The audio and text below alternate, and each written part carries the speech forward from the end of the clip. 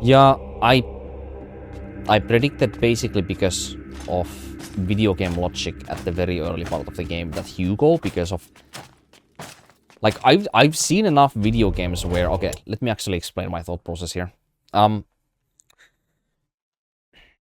It's like I didn't make the connection straight off the bat because there is two different characters and one of them doesn't seem to serve any purpose outside of pushing the plot forward. Because like Hugo's entire like immediately from the very start of the game, like we have like two objectives. We have first survive, run from the Rune estate, escape, make it out with our lives. The second one is to find some place to live, at least temporarily, take shelter. And the third one, along with all of that, is to monitor Hugo's state, throughout. So I knew immediately that Hugo was going to be the character that was going to push the plot forward. He was going to be like one reason as to why we get something to do in this game, because we intrinsically, after finding a shelter, what do we want to do, Because if Amicia does not feel like she has to take revenge on somebody, she doesn't have any reason to do anything. So her only reason to do something would be if she had some other person that she cared about that she had to do something for in order to, get a better quality of life or to survive further or, etc. So I knew from like that point that Hugo was going to be a plot device, of course. However, when I saw how he had these like episodes where his head was hurting, even from the very early parts of the game. I don't remember how early I actually said it, but it's on the words. I have it on a highlight as well. Where like on one of those episodes when his head was hurting and he was what did he actually say? He did not say that he was hearing like somebody's voice. That's something that he said very, very late. It's something that he said on this chapter, actually very late. Before that, he was always saying that like my head is hurting, and he doesn't really specify like what it is exactly. He's just kind of, it just hurts, and he hears this like tinnitus sound, they call it, yes. And then he just stops in place and just moans for a moment, and then he recuperates, hopefully, and you can continue playing normally after that for some amount of time again.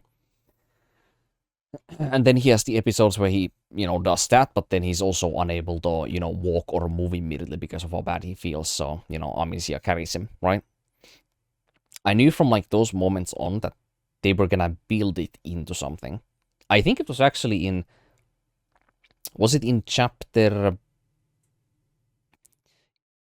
It was in the chapter when we were saving Lucas after we escaped from the English war camp. Yeah.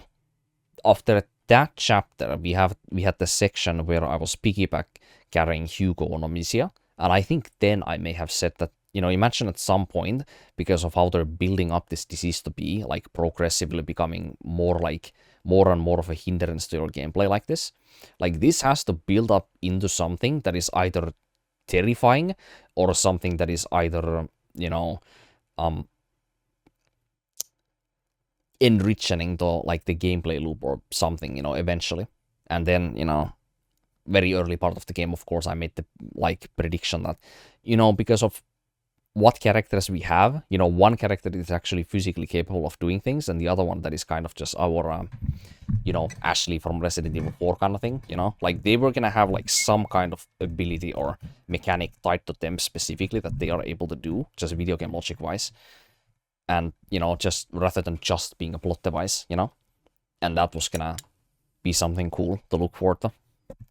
Why is this stuck on 120 FPS? I thought I had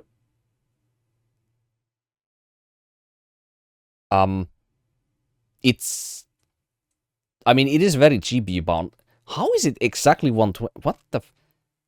I don't have FPS locked to 120, by the way. Let's continue. It just happens to be exactly 120 on that scene, yeah? We go on to some lighter scene and it goes higher. That seems awfully... Okay, now it went higher, yeah. Okay, so it's not locked. I don't have it locked on NVIDIA control panel. The sky. I can see the sky. I can see the sky. Right, so the flower is here. We can't go there because of... Okay, we can't go there either, apparently. Okay. So, can I just walk here normally? Right, the flower absolutely has Congratulations to on be in capturing here. the child. We've been after him for We can't weeks. go that way because there's two And guards then he watching, so we simply are forced to turns go up this way. here asking to see his mother. Maybe it's in this small part? Seems he has a sense of humor. Nope. That he won't be keeping for long. It's on one of those for sure. I have to go and see his Has to mother be. myself.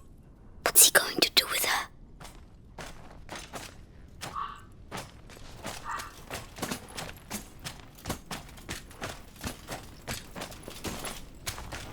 What the fuck? Why do you go this way?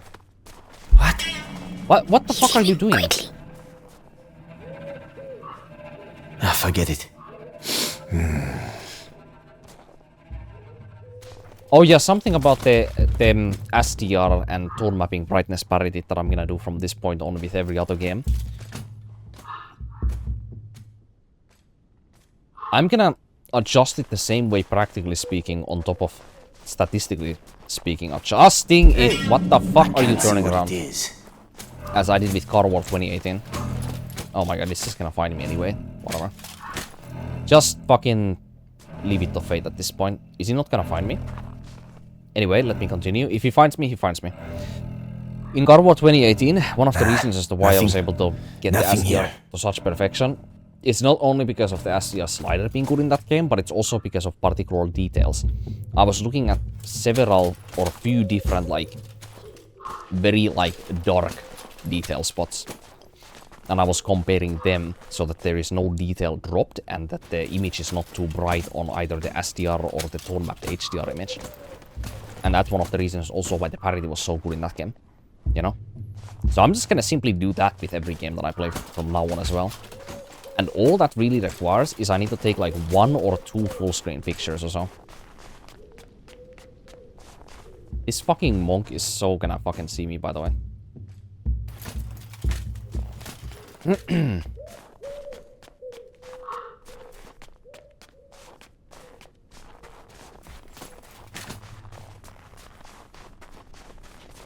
Still no flower. I'm getting a bit sweaty at this point.